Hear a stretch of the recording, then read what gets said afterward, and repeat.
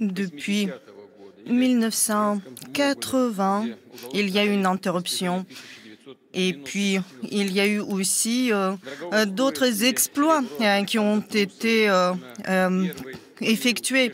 Alexandre Troussov a commis 5 sauts historiques. C'était une nouvelle page dans l'histoire du patinage artistique.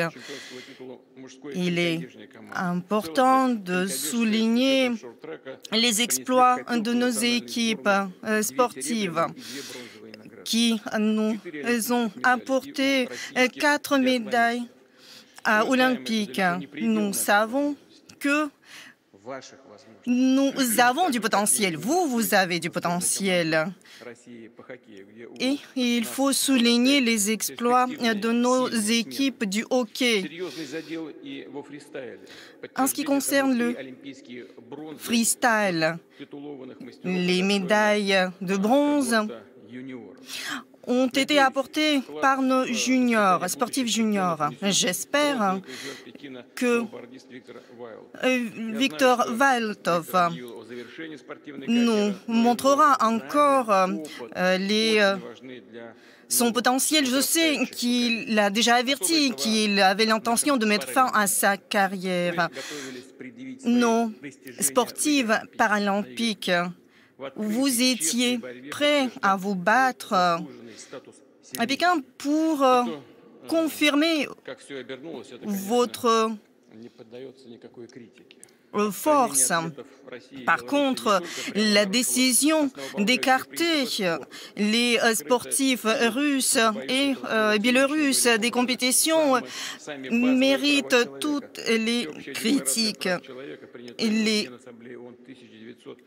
La décision, notamment d'adopter la déclaration des droits de l'homme, la déclaration universelle en 1948, eh bien, cette décision a été remise en question maintenant.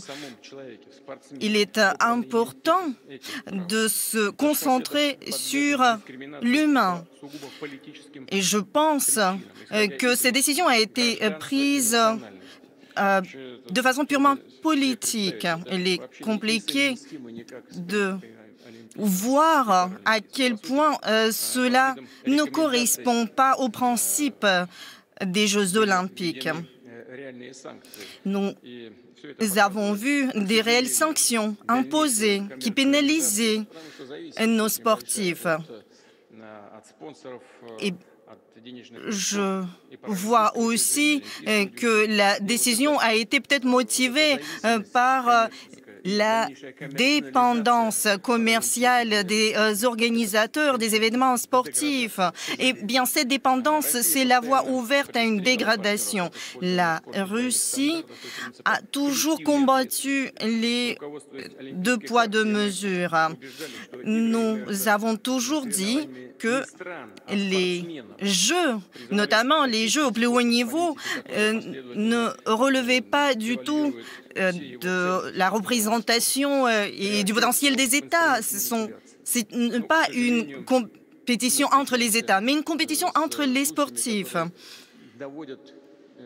Et des fois, nous voyons que les décisions prises sont absolument absurdes. La Fédération internationale de la natation, par exemple, a écarté notre sportif au motif qu'il a été présent lors du concert qui a été organisé pour célébrer le rapprochement entre la Crimée et la Fédération de Russie. C'est une décision absurde. Les personnes qui savent que le rôle du sport est indéniable ne peuvent pas comprendre cette décision. C'est évident pour la Russie et la population russe. Tous les programmes, de toute façon, dans le domaine du sport, sera mis en œuvre, le programme étatique. L'une des preuves de cela, et que les Jeux d'hiver organisés par la Russie ont montré la force de nos sportifs.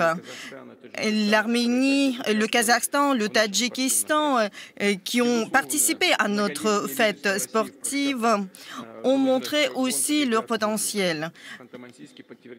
À Khanty-Mansiysk, Tchekhlaev, Rumiantseva, Badiyan ont montré leurs exploits.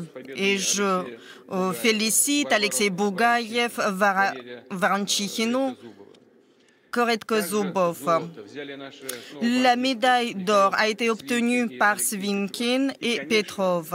Et bien sûr, les représentants de l'école russe du hockey ont démontré leur esprit d'équipe et leur excellence. Les lauréats à Khanty-Mansiysk seront présents aussi à des Jeux paralympiques. La contribution de nos sportifs dans l'épanouissement russe est immense. Je tiens donc à vous remercier de vos exploits sportifs et de vous souhaiter que du meilleur. Les traditions russes du sport seront multipliées et renforcées. Nous allons donc organiser des compétitions ouvertes à tous nos amis et tous nos partenaires, comme par exemple l'Association internationale des joueurs olympiques et autres. Aux yeux de la Russie, il n'y a pas de pays hostile dans le domaine du sport. Nous sommes prêts à accueillir tous les sportifs. Et nous apprécions le sport pour cet esprit fair play. Je vous remercie à nouveau de vos exploits, de votre attention.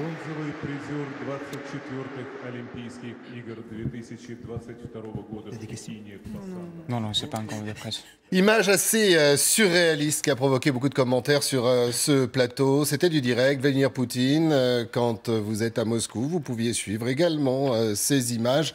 Une façon pour le président russe de féliciter les athlètes olympiques, finissant, vous l'avez entendu, dans le domaine du sport.